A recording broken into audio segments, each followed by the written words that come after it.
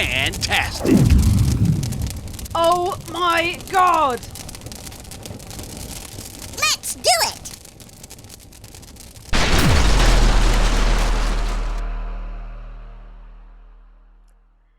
Hey guys, Comic Boom here with another indie podcast with my collaboration with Weirdscience, Jim of Weirdscience. But Jim is not available, so I got replacing Jim. I got Jason. Jason, how's it going tonight? Hey Rocky, only temporarily replacing Jim. Let's not get either of us in too much trouble. I'm just keeping the chair warm. That's all. Well, you never know. I mean, the good thing is Jim's good-natured, and I know that he got some carbon monoxide poisoning. It's that's what happens when you live in a house with an old furnace, apparently. So not even a joke. Yeah, that actually happened. I mean, the guy almost dies from carbon monoxide poisoning. I mean, I read about that in the news, but he's the first person I've ever known who's actually needed oxygen because of it. That's some scary stuff. I told my wife. She says, "Yeah, we should probably have our furnace checked out too." Now that you mentioned, yeah, that's not a bad idea. Let's do that, honey. Yeah, but yeah, so he's doing fine. He's done some other podcasts. Now he has something to blame any suspicious comments he makes and say, "Oh, that's just the carbon monoxide talking. Don't cancel me. Cancel the molecule." Yeah. So he's making it work out for him. That's right. Well, we are fortunate that there's plenty of indie comics to review. I know that Jim and I are going to continue to review, I'm pretty sure, a couple of other indie comics that we started. But there are three brand new indie comics that are very interesting. And you and I sort of brainstormed, and we came up with three. And that's Art Brut, #1, Hell to Pay, and Nightclub. And, I gotta say, I really enjoyed one of them, less so the other two. I'm kind of curious to see which. We're going to review them, and then we'll probably give them all a score, as we normally do as collaborating with Weirdscience. So I think that you've read all three. So what's your general first impressions? I enjoy the idea of an indie comic. I love opening a new #1 because it can be anything, right? You open up a new Spider-Man, you know it's going to be Spider-Man. You have some idea what it's going to be, even if it's a new run. But you open up an indie comic with, an art guy with his head exploding on the cover. And this might end up being the best comic I ever read. It could be something I've never anticipated, never encountered. It could be anything. It's just like, Christmas morning, you just see the wrapping on the present. And, this could be great. It's usually not the best thing ever. It hardly can ever always be, but sometimes it might be. And I just love that feeling. So yeah, some of these books go a little more down well-trodden paths than others, but they all have something a little special, a little something I think makes them worth checking out. I agree. And I know you do some review of Marvel on the podcast. And I review DC in my own, and it's really nice to get some independent work because, as much as I love the big two, man, it's really good to get some breath of fresh air with independent comic books. And I think that the first comic we're going to be reviewing, I think, is really off the beaten path. At least I thought it was, and that's Art Brut by Art Brut #1, which I'll just read. I'll give some the creative teams on it. Pencils and inks by Martin Marazzo, colors by Matt Loper, words written by W. Maxwell Prince, and this is Art Brut #1. And man, this is I gotta say, this one sort of threw me for a loop, but I thought it was quite interesting. And and the cover here with the Mona Lisa above my head, with half the skull of the Mona Lisa, half the face of the Mona Lisa, beautiful paintings. The cover it's very eclectic, very beautiful cover. I really like it. In fact, I picked up an actual physical copy. I loved it so much. Nice. It really, really caught my attention. And when the cover can grant my attention, especially nowadays, when a cover, so many covers aren't related to the interior of the story anymore. And so it's really nice to see a cover symbolic of the actual interior of the comic, especially when it's an indie comic. And so start us off. What did you think of Art Brut? Well, it's an interesting comic because it's new under this name, but it's not actually a newly made comic. So this team of Maxwell Prince and Martin Morazzo. I hope I'm saying his name something correctly, but they got some fame recently with the Ice Cream Man book that probably a lot of people, especially indie comic readers, have heard of. It's some strange, otherworldly. It's kind of an anthology book, but with that one Ice Cream Man character who carries through things. So they brought this book out now under a new name. It used to be called The Electric Sublime. So I presume that they're bringing it back out because, hey, people know these guys now, and maybe more people buy it now than did back then. And they've changed the name, and I saw that they redid the lettering, although the letterer is the same one listed as for the first time, so I don't know exactly what changed there. But yeah, this book is very much about art. I mean, it references art, not just the Mona Lisa, other great pieces of art, but it also starts with a standard kind of comic book or TV show or even mystery trope. Right? We have this new criminal out there doing crazy things. In this case, what he's doing, he made the Mona Lisa wink. Like, not like the person, but like the actual painting of the Mona Lisa in the Louvre. Her left eye just went like that. And, well, that's weird. That shouldn't happen. And just like in all those things, there's only one man who could possibly solve this crime. But he's locked up himself. All these, it's like Hannibal Lecter, right? He's sometimes just a villain locked up because they're crazy. Sometimes might be a hero who's gone a little bit off the bend. So our hero, our artist here, who is Arthur Brut, Art Brut, he's the only one who can possibly solve this crime. He is currently on all sorts of antipsychotic drugs in a rubber room somewhere.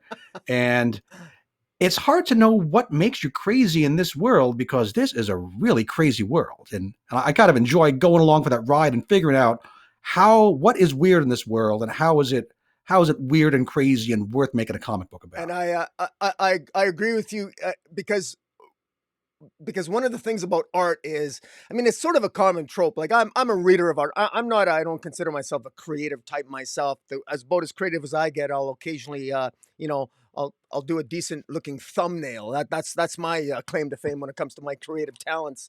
And but I like the idea here where creative types are always a little bit on edge. They're always different. They're always a little eclectic, or they're a little bit off the beaten path in terms of personality. Or at least often they are, and they don't always recognize it. And what I really like about this character Art Brut is they sort of take this comic book takes it seriously. This Art Brut, he is in an institution, but yet, the authorities they automatically know they need to go to him because suddenly when the Mona Lisa, this original piece of art, winks and it still appears to be the actual Mona Lisa, and yet, how is that even possible? And I mean, it's insane, and yet, of course, it's an insane idea. Because you'd think, it's been destroyed. How can a work of art wink at you like this? And naturally, if it's a crazy theft, a crazy crime, it requires a crazy person, or at least the crazy creative type. And it really pulled me in. It actually reminded me. I think Vertigo series had a series called Art Pop. I think it was called Art Pop by Mike Allred was the artist on it. Okay. And it was sort of a similar idea where the art sort of came to life, and the various characters in the works of art were actually real people, but in a sort of a different realm. So this sort of reminds me of that a little bit. And so, and I really like that. I got all the issues of that series, and I liked Mike Allred's art. The artist here, this art here by Martino Morazzo, I really liked it. I really thought it really fit here, and I loved how he combined the art with the actual original paintings themselves. And I really thought the narrative worked, and just how it moves forward, because this, I don't know why this Art Brut. Maybe do you know something about the background of this guy? Like, why is he in an institution? I mean, I assume he's crazy, but obviously he can't be that crazy if the authorities need him. Yeah, that's the mystery I'm enjoying. And I guess all these books are out there under the other name. If I really wanted to know right away how it ends, I could find out. But I'm here for the ride. And yeah, they need to get this guy. And there's a neat backup to here too. And I think the backup is new to this edition. I don't think the backup was published under its original name. And the backup shows it's like a golden age, silver age type adventure with the old style art, old style narration of Art Brut back when he was on the outside. Yeah, there we go. Yeah. Where he was, his main self with his buddy there, Manny, the mannequin. Hang on. Oh, I'm getting an interruption. Oh, we have a guest, Rocky. Hang on 1 second. I think you'll enjoy. He's going to come and say hello. What do we have here? We have on our show today on the podcast. It is Manny himself. Manny, wait for people, everybody. Hello, everybody.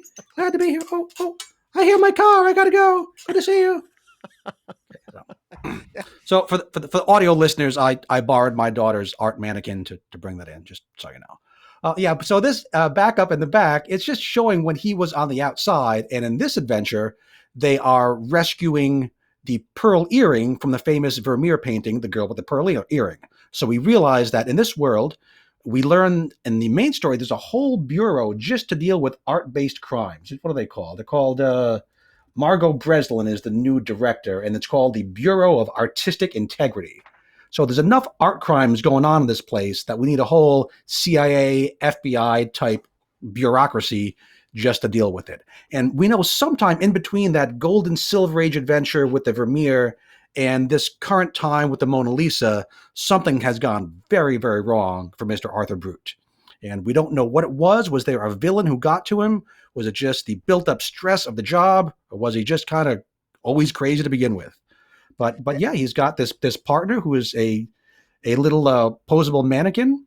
And his deal is that he can actually go inside paintings, which we don't find out until the very end, or towards the very end, where to escape from some wacko villains, who one of whom looks suspiciously like Andy Warhol, they have to dive into the Mona Lisa to escape. And that's when we realize, oh, well, this crazy guy isn't just crazy.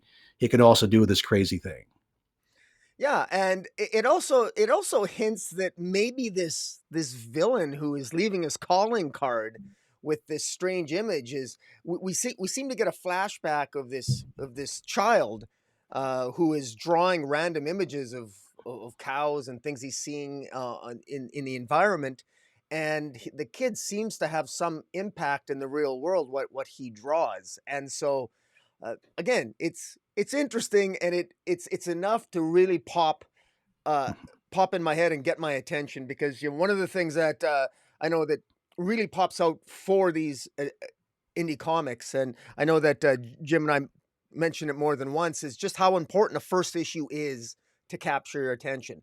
Because I'm going to be more critical in one of the two other comic books we're going to be reviewing today. I'm going to be a little bit more critical in terms of the first issue, but this is a first issue that works for me, because even if you're just somewhat know a little bit about art, about the Mona Lisa. I'm not an art expert, but I know the Mona Lisa. I don't know a lot about art, but I know about the girl with the pearl earring, kind of, sort of. I couldn't tell you who the painter was, but I know enough about it to get into this.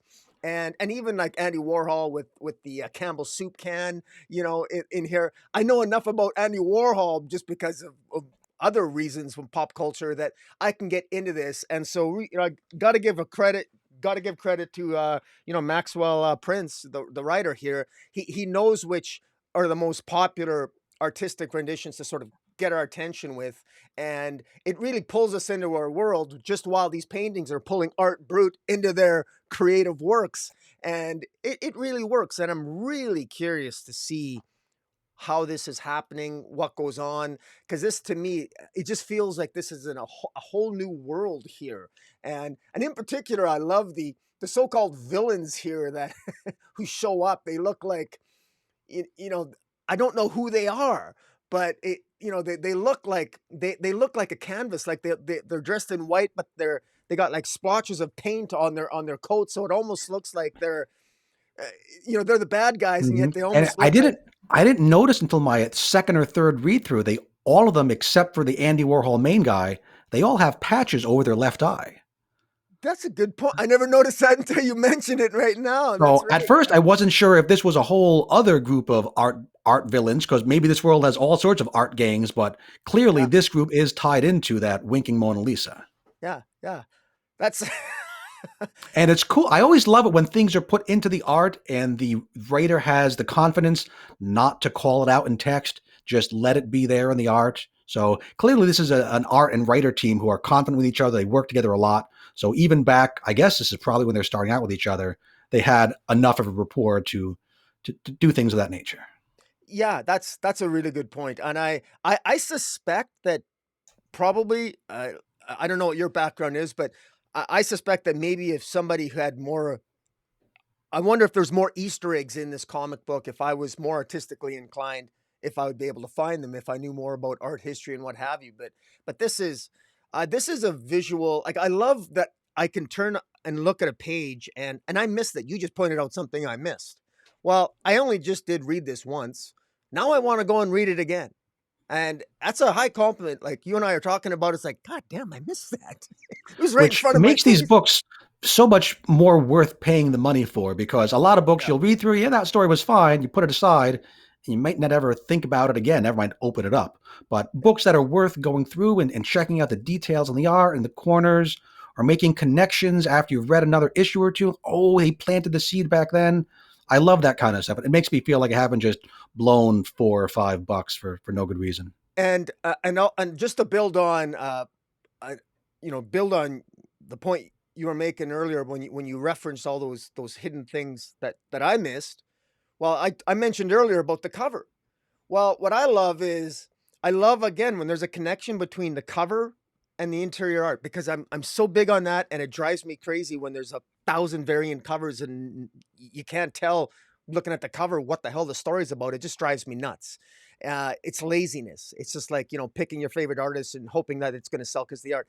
I love that the cover A, I believe it's cover A, maybe it's cover B, with the Mona Lisa, and then half the painting is torn away and you see her skull underneath. Well, when Art Brut is actually in the painting of the Mona Lisa, he's in this world where it looks like the skeleton of the Mona Lisa. It looks like she's been sitting there and dead for a long time. I don't know what the hell's going on, but it's interesting. I'm asking a lot of questions, namely, what's going on? How is he there? This is the world behind the canvas. And so right away, okay, there's a world behind the canvas. There's a world behind all these great famous paintings. And if there's a world behind all these great famous paintings, what about all the paintings? What about all the drawings? What about, how do you access this? What's so special at Art Brut that he can do this? And I just, I love the fact that it's reinforced by the cover as well. And because it's the collaboration. It's everything comes together. You got all these Easter eggs that we've talked about with Andy Warhol in there and his goons with, for some reason, like you said, have an eye patch on their left eye. The cover, everything ties in here. This is a really, really good opening issue. And I'm very impressed. And I would not It have. is, and it's also there's some gore and some gross stuff in it. There's some drama, but it is an optimistic book. And if you've read a lot of Ice Cream Man, I read like the first 10 or 12 issues of that, but there's like this really dark undercurrent to that book. And that kind of got to me over time. And I said, yeah, I can really appreciate the craft. They're doing some really great work there, but it's nothing I really want to be part of month to month. Where this book seems a much more optimistic, bright look at things, even with some, murder and mutilation going on the side. Yeah, this is like I'm impressed, and even the end story where it has the continuing adventures of Art Brut. It gives you some background as to who this Art Brut is, and I really appreciate that because I felt it's a perfect. It has and I think you said it has sort of a Silver Age feel to it, but done with a modern day sensibility of giving us more information on this Art Brut character. Because I know nothing about this character, but Yeah, now, and it makes me feel like I've just discovered this new Marvel or DC or any other company character who's really been around all this time. exactly. And you can see how he's had a history, he's had changes through the ages, and I know there's not another 50, 100, 200 books of Art Brut out there. There's only 3 more that are coming, but it makes it feel like the world has persistence, that it exists more than just within the pages of this one book. Yeah, no, that's exactly right. That's exactly right. I remember as a young kid, I mean, how many times could I sometimes I feel as a comic book reader, I feel maybe I had more patience and more intelligence even when I was a younger kid, because for some reason I never complained as much when I was a young kid reading comics. I could read a complex comic book And my confusion I took as a challenge, and I enjoyed the comic anyway. And nowadays I get old and cynical, and then I bitch about it when I review it. But in any event, this I feel that this gave me just enough information to pull me in, gave me that nice backup to sort of really pull me in, to make me feel that this is something that I want to read more about, this art, Brute, because it's crazy, it's insane, and yet it's really cool. I might even learn something about art, quite frankly, and art history. Isn't that something? Well, comic books can educate the reader. Holy moly! So I'm impressed with this. So what'd you give this? What would you give this out of 10? Yeah, this is a really strong first comic. It makes me want to read the next one, which is always the main job of a number one issue. And yeah, I'm going to give this a 9 out of 10. You know what? I'm tempted. I'd be tempted. I'm gonna go a little higher. I'm gonna give it a 9.2, Ooh. only because I think it deserves higher than a 9 in my book, just because I love when writers.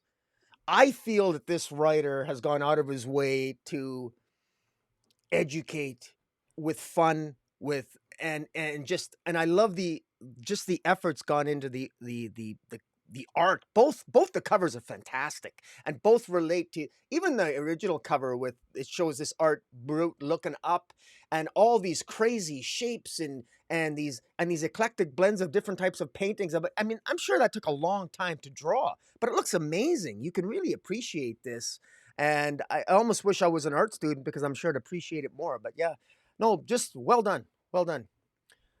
So yeah, anything more to add about that art, Brute, Jason? No, I don't think so. I think we covered it pretty well. Yeah, I think again, I would agree with you too that this is the best of the books we're going to talk about today. Not to spoil anything, Yeah. but this is an unusually really good book. And anyone who thought anything they saw or heard today should go check it out. It's a good one. All right. Well, our next comic we're going to be reviewing is called Hell to Pay, and this is by Charles Charles. Soule is the writer who, Go ahead. has done a ton of stuff, including, Daredevil and She-Hulk and like Death of Wolverine, lots of Marvel stuff, some Star Wars stuff. And the writer, Will Sliney, has done some other things with Charles Soule, including Star Wars and some Marvel. I think known. I asked on the Weirdscience Slack, and people said, "Oh yeah, he does Spider-Man 2099." So if you've seen that recently, you'll recognize this artist, Will Sliney. And yeah, this is Charles Soule trying to start up basically, we would call it a cinematic universe if we were, in that realm, but he's trying to start off this whole new comic universe. He has this concept called what does he call it? The Shrouded College, some sort of magicy thing. And he says that he's going to write 7 miniseries, all of about 6 issues, all about the Shrouded College. And this is the first issue of the first miniseries of this brand new universe. So you can't say he's unambitious. He has a plan.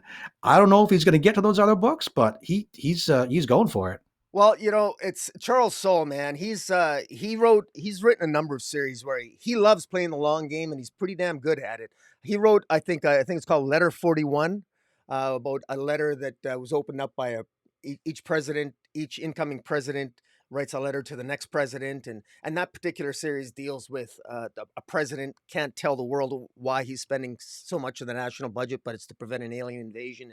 And this Letter 41 was a long story. It was originally a web comic, and he really built that up.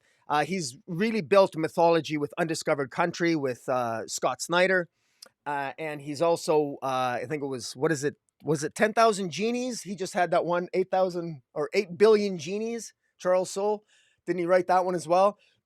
I've That's seen the out. name. I didn't know who the writer of that was, but I've seen that title floating around. Yeah, so he's not afraid to be really ambitious in his work, and full props to him here.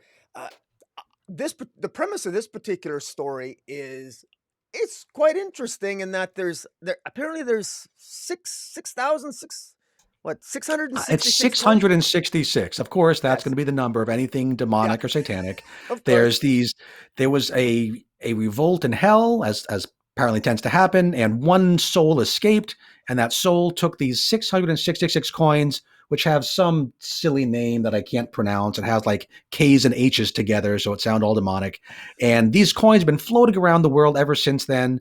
And anytime you spend one, you can kind of hire a demon to do something bad.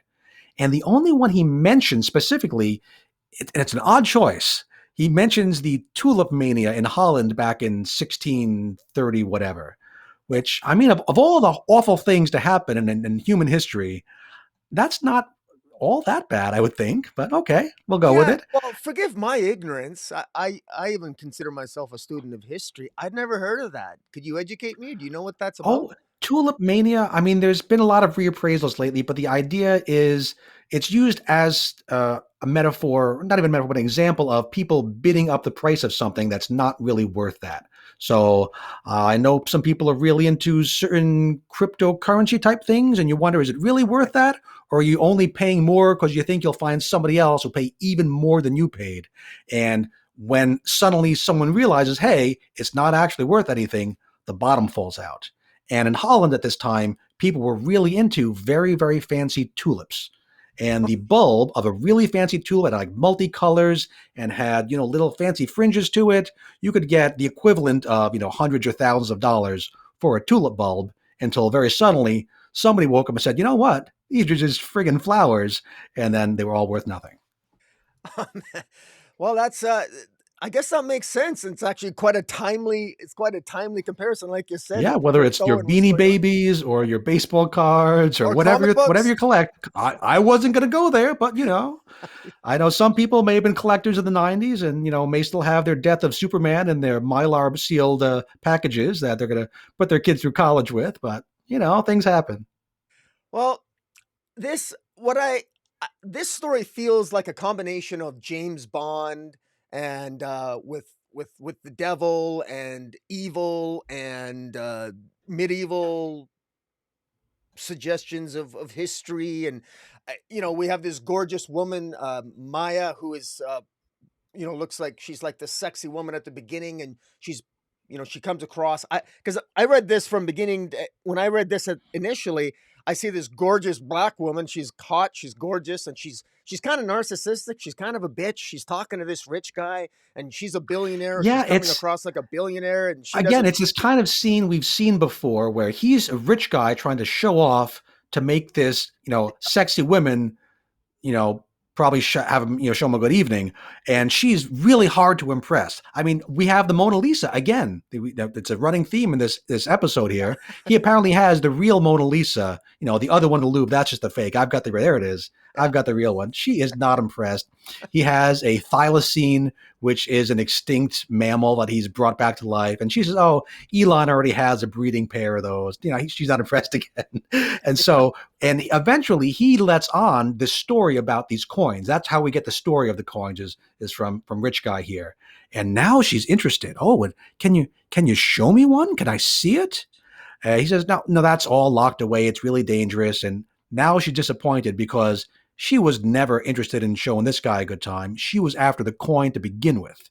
And we find out that she is part of this husband-wife team with her husband, Sebastian, and their job is to go after these coins. And they're told that if they get all 666 of these coins, they no longer have to serve what is it called again? The Shrouded College. I'm never remember that name. Sorry, Charles Soule. I don't think that's a good name to hang your whole thing on. Shrouded College. Well, And we see their backstory. And it's another thing that we're going to see in our next book as well is they get these special powers and special charge and join the special club and get their mission after something's gone really wrong with their life. We don't see what. They have some sort of accident or maybe they're in combat. We don't know, but they're all beat up. Sebastian seems to be missing both his legs, and that's in our flashback. But now in the present day, they're these, sexy, athletic superhero types, and they're out there working for the college, trying to get all of these coins. Yeah, it's interesting because one gets the sense that the Shrouded College maybe they made the deal, they made a special deal with the Shrouded College, but is the Shrouded College just another form of the devil? Did they make a deal with the devil? The Shrouded College is after these 666 coins, presumably because these coins were only used for currency in hell. So these coins aren't supposed to be used for currency on Earth because they're supposed to be used in hell. But hell had a revolt, and so some of these coins got away. So what is it about the Shrouded College? What is so special about these coins? Well, we know that they can cause some chaos, but like you said, we only got one example with the tulips, and that was an obscure reference for me, but not for you. But be curious to know if others got that.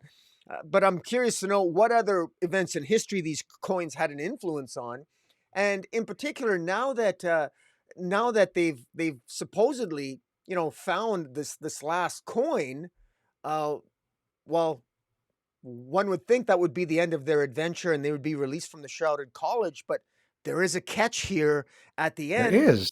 It's and a nice little twist. I mean, we've seen all these elements. We've kind of seen other stories before, but the twist at the end is that this husband and wife are, fighting through this mansion together, battling his goons, his hired security team. And so the husband uses his magic flaming sword to get the coin. Hooray, I've got it. Honey, we can leave now.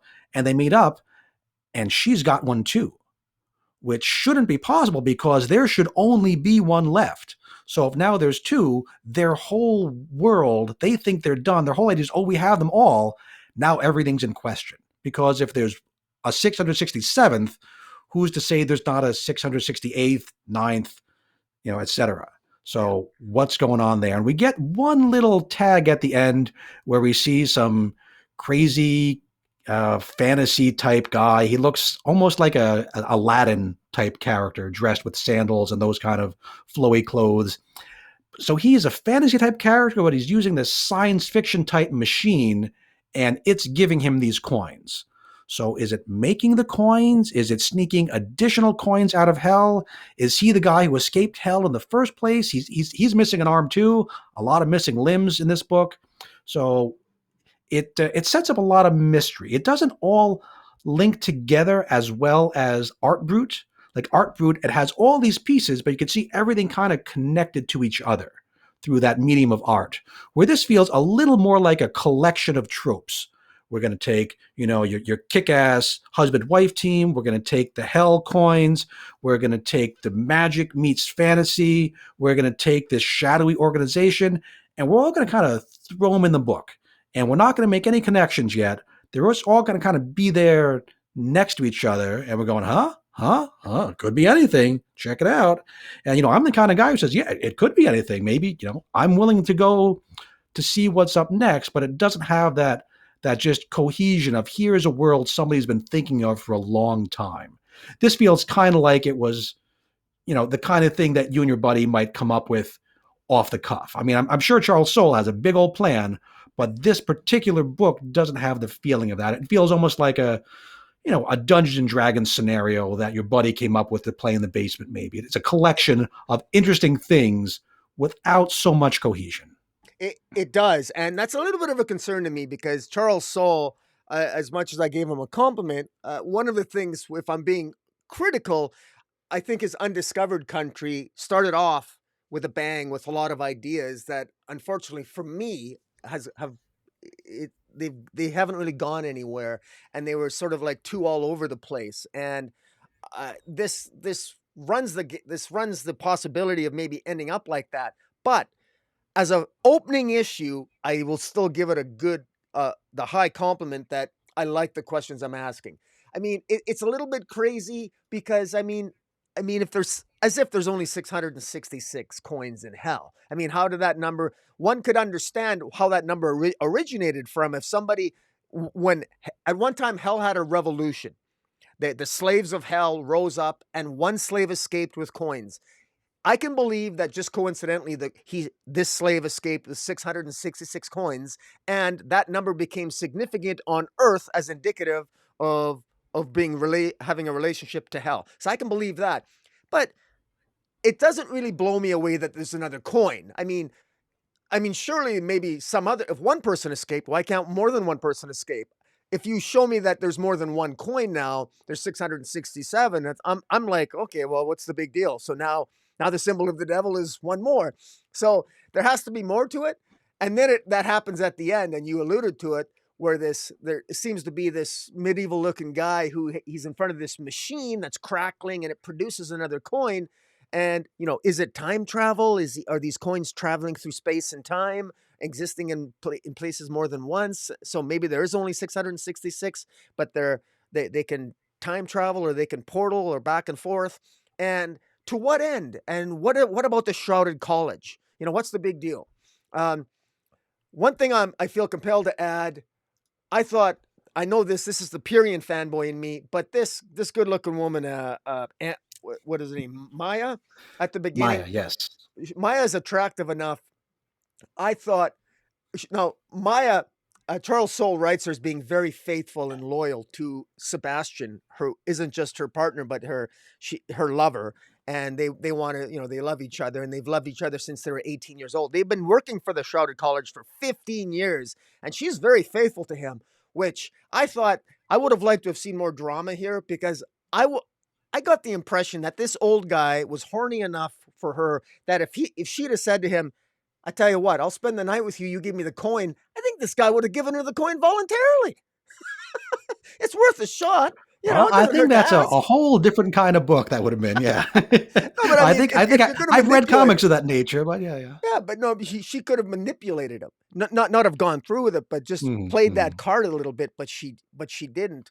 But anyway, I think Charles Soule had a lot of things he wanted to get. He had to get into this issue because he has a complicated world, and he spent a few pages on, old rich horny guy, and that was all the pages he had allotted for that part of the story. He had to get on with things. Yeah. And again, not to spoil too much, but that gentleman will not be appearing in issue 2 either. His contract has been canceled. Well, I gotta say, I hope this is selling well, because I think as an opening issue, I think I enjoyed it as an opening issue. I got the second printing because the first printing was sold out at my shop, so I hope that's the case across North America, because I think this is at least as enjoyable as most of the books I read for the big two. So, having said that, what would you give it, Jason? Yeah, it didn't blow me away, but it gives me enough to think, okay, there's an interesting world here. And I am curious about this big old extended universe he has going. So I'm going to come back for number 2, and I'll give this one a 7.5 out of 10. Yeah, I think that's in the ballpark of what I would give it. I'm going to go, I think I'll give it, yeah, you know what? I'll go the same as you, 7.5, because it's definitely, it's got my interest. And now the question is, what is Charles Soule going to do with it? And because it can go in, like you said, it can go in so many different directions. I mean, we have no idea what direction it's going to go, because there's so many ways it can go. But yeah, so here's hoping. Or we should give a shout out to Will Sliney on the art. I thought the art was fantastic. I mean, hey man, I thought the character of Maya was gorgeous. I thought the characters were well drawn. There was a page where a head was blown off. It was very graphic. I thought the art was fantastic. So kudos to Will Sliney. The art was really good. I liked the layouts. There's one page where Sebastian, the husband, is fighting his way through the mansion, and all the little panels are diagonal as he goes up and down the stairs. And I thought that was a cool layout. I thought some of the action poses were a little action figure-y, a little stiff, little posed, but overall, I liked, those things there where he's going up the stairs. And I think that was also a double page spread, so you could kind of see the whole widescreen effect. So yeah, good stuff. Right on. All right. Well, that leaves, we are down to our last comic book we are reviewing, and that is Night Club by Mark Millar. I'm told it's pronounced Miller, but maybe I'm going to be wrong on that. Mark Millar and Juanan Ramirez. I'm going to go with Juanan Ramirez, I think. Okay, I'm not going to argue with you. But I've heard Mark Millar interviewed, and he says it both ways. So either way, we can't be that wrong. Okay. I think he probably just rolls with it. Okay. So yeah, and this gentleman, Mark Millar, has had some really impeccable timing, because he made a deal with Netflix like a year or two ago, right at the peak when everyone thought that streaming was just going to go up and up and up and up forever. So I don't know what kind of deal he got, but I'm pretty sure he got the deal at the best possible time he could get the deal. And now he can kind of write more or less whatever he wants and not really have to worry about, putting gas in the car. Yeah. And this book, Night Club, I liked it because it reads a lot like a really old school traditional superhero origin book. You have a teenager who does some dumb stuff. He gets some power and he needs to learn the other half of that Spider-Man, little saying there. He needs to learn the responsibility. So we get this kid here. There's three dumb teens, and Danny, Sam, and Amy. I was a dumb teen myself, and these are some three dumb teens. And Danny wants to be, hey, and who wouldn't, a YouTube star. But instead of doing something sensible like talking about comic books, he decides to be this crazy stuntman and do this bike parkour. And he's practiced it on level ground and it went fine. So let's film it for real up here on the top of this, 4 or 5 story roof. And the very first time he tries his first trick, shows off for the camera, hey guys, check it out. He falls down to the ground and bad stuff happens. And he ends up in the hospital looking a whole lot like Mai and Sebastian back from our last book. And this goes so quick. This is on like page 6 or something. You will not complain about decompression in this book. It just goes. And so he's in the hospital for like half a page, and a shadowy figure comes in and vamps out, big old fangs, bites him on the neck, boom, cut to the next page, he's a vampire. It is just that quick. I was like, whiplash, were these pages stuck together? Did I miss something? Which is kind of crazy. It's almost, Stan Lee speed. And again, it's sort of similar to Hell to Pay because he has been made part of some shadowy organization by this guy. He's Detective Nick Lascaris. And he is both a detective, he's got the badge, it's got to be real, and a vampire. And he recruits people who are either, dying or severely injured. And he gives them this vampire power. And he's going to join the team to do, we don't know what yet. It hasn't been made clear. So we get the origin, we get him trying out his powers. He can, super strength. He can climb really well. He can command vermin. He can make the rats dance in circles around him. We're promised he'll be able to turn into either a bat or mist. We haven't seen that yet. And yeah, he is going to be on some kind of mission with this guy. Now, is this guy good? Is this guy evil? Who are they against? What is the problem in this world? We have no idea. But we had a good time finding out what we found out, I thought. Yeah, you said it happened so fast.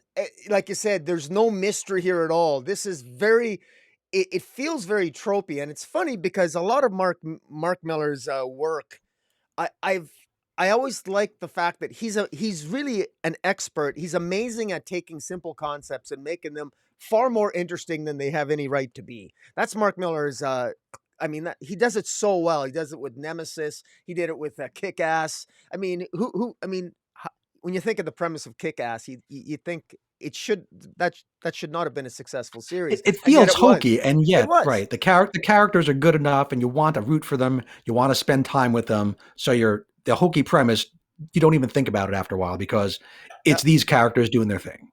Yeah, but I will say though that as an opening issue, if I was more into the parkour movement, I would be pulled in. But I thought this was definitely what I would call cliche and tropey to me, and I'm not really pulled in. I'm not, but on the one hand, I'm kind of interested. Okay, so this vampire goes around looking for people that are near death so he can recruit them and they can pledge lifelong servitude to him while he's an undercover vampire cop.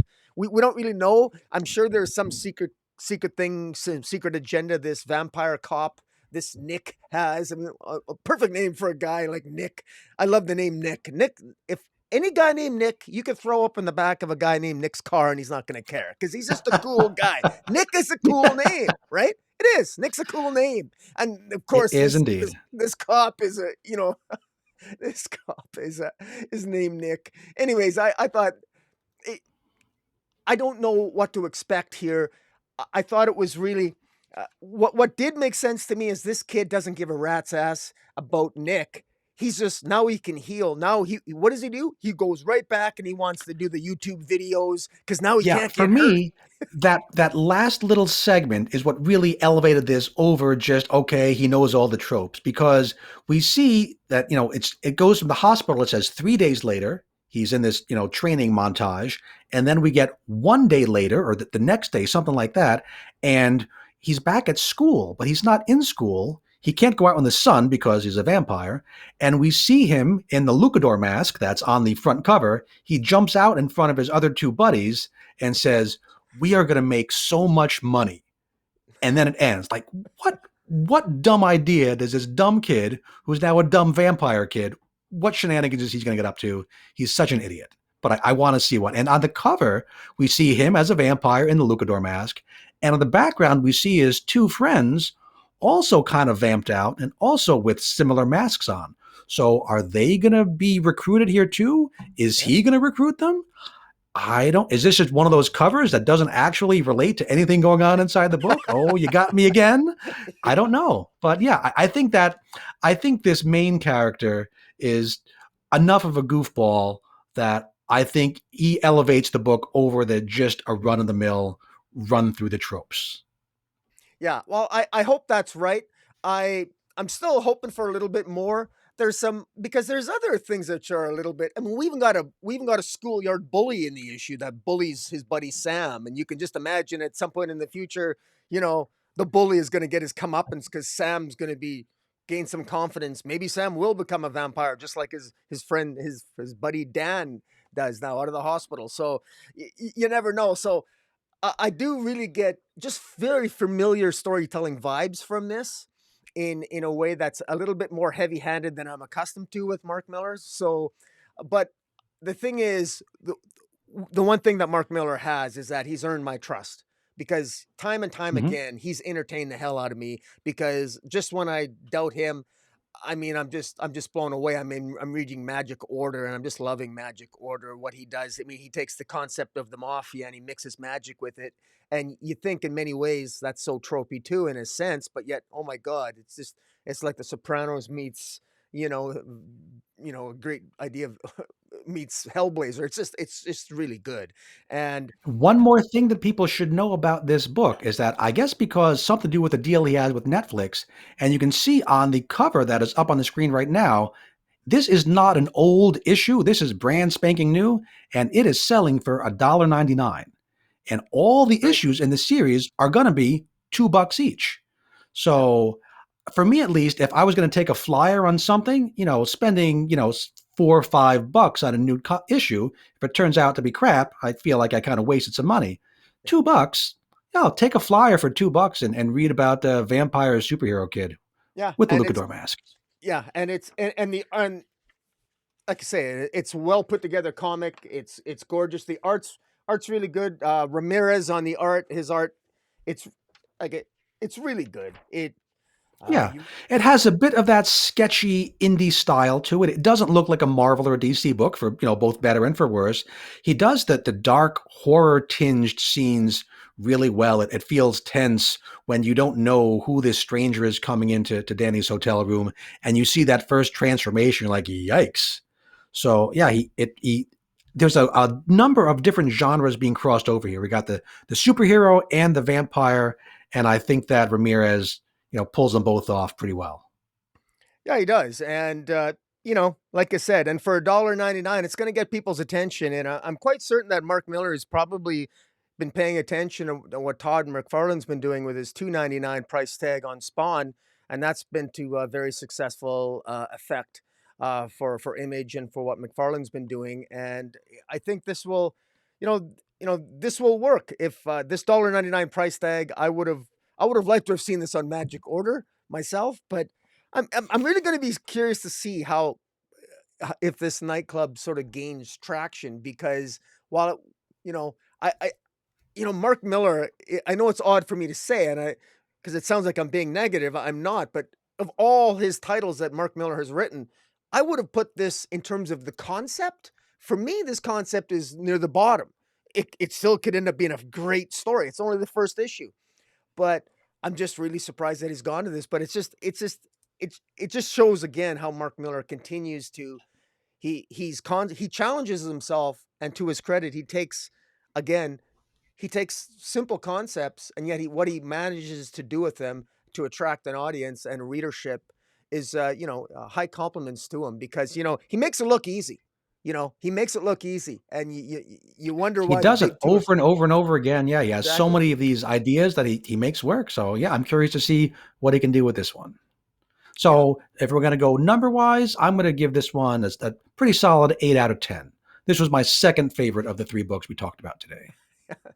Well, like I said, the concept here, I I'm gonna go a 7, because I'm not as appreciative of the concept. The concept hasn't won me over yet, but Mhm, mhm. it knowing Mark Millar, he's gonna impress the shit out of me. But I'm gonna stay with 7 out of 10, and we'll Yeah, see. I can see that. For me, the concept's about a 7.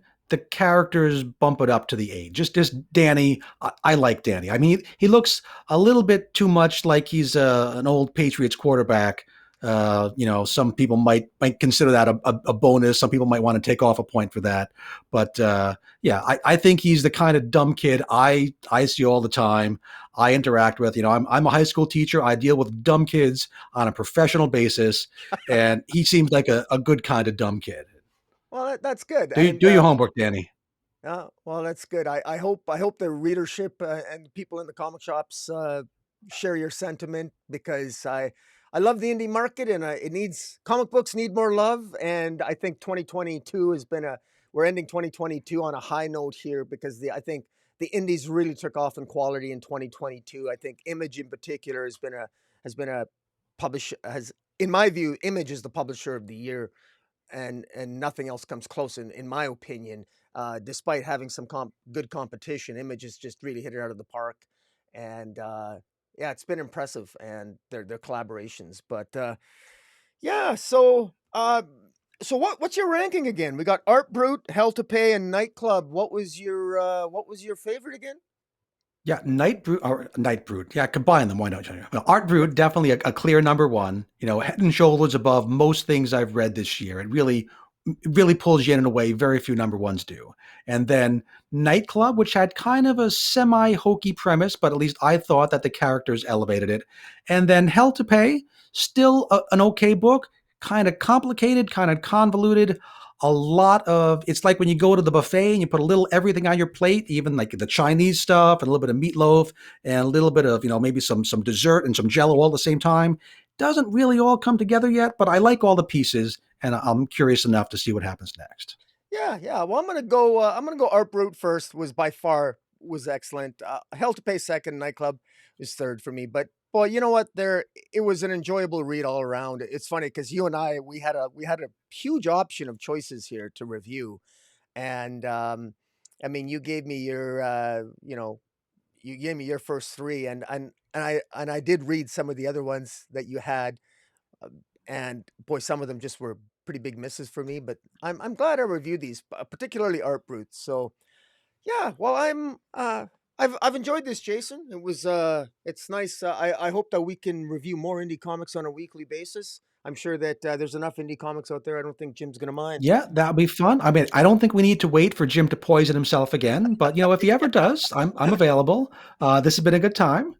Yeah, for sure. And if people want to hear me jibber jabber about other books, you can hear me again all over on the Weird Science Network.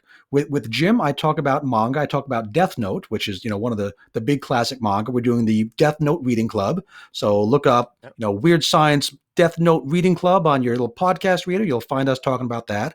We're at like issue 20 by now. We're really getting to the heat of things. And also on a weekly basis, I do the X-Men show on the Weird Science Network. So that's on the Weird Science Marvel feed. And every week, Ruben and I talk about what's going on Krakoa with those wacky mutants. Man, I one of these days I'm gonna have to get you on my show to educate me a little bit about X-Men, because I'm X-Men ignorant. I tried getting into X-Men with the Hickman run, and then I sort of got lost, and then Marvel, I think, That's the sort of. only time I jumped on. I'm relatively new to comics. I read when I was a little kid, and then I got back into it. Back like when DC was going into Rebirth was kind of when I started reading kind of seriously for real. And so I tried to get into a couple of the earlier parts of the X-Men, like the one right before Hickman, and it just was impenetrable to me. But the Hickman reboot was weird enough and wacky enough, and I know people who love all the old X-Men hate what Hickman did to it. But I guess because I wasn't so bought into that anyway, it didn't bother me. And there is so much going on in the X-Men these days. The nice thing is there's a lot of books that if you don't like them, you can just ignore them. And that's what Ruba and I do. We do not try to be comprehensive. We don't try to talk about the crazy ones where, they're fighting vampires and one lady has explosive, chest areas. If we don't like it and we don't think it's important, we say, okay, we're just not going to talk about it. We talk about anything that we think is going to move that main story forward. Your Immortal X-Men, your X-Men Red, those kind of books with some serious things going on. And it's a complicated world for those X-Men and getting more complicated by the day, but there's some good things to be found there. Well, that's pleasant to hear. That's pleasant to hear because I know what it's like reading DC. A lot of people complain about DC being impenetrable at times, but I have to pick if I have to pick a Marvel X-Men title at some point and try to get into it. I got into House of X, Powers of X, and then I read, I think it was the final, I think it was the last 4 issues to finish off that House of X, Powers of X, and so it was all right. It was all right, but we'll have to see. But yeah, well, yeah, definitely check out Weird Science. Both Jason and I are members of the Get Fresh crew at Weird Science Whoop, whoop. DC podcast. Check that out. And people can also check out my channel. I review with Jace of the Comic Source. I review DC Comics on a weekly basis as well. So does Weird Science. Weird Science does everything else, obviously, with Jason, with Death Note and the X-Men. So there's lots of comic books to read and lots of reviews to listen to if people are so inclined. And I will leave the links below. And with that, I will say comic boom out from myself and from Jason.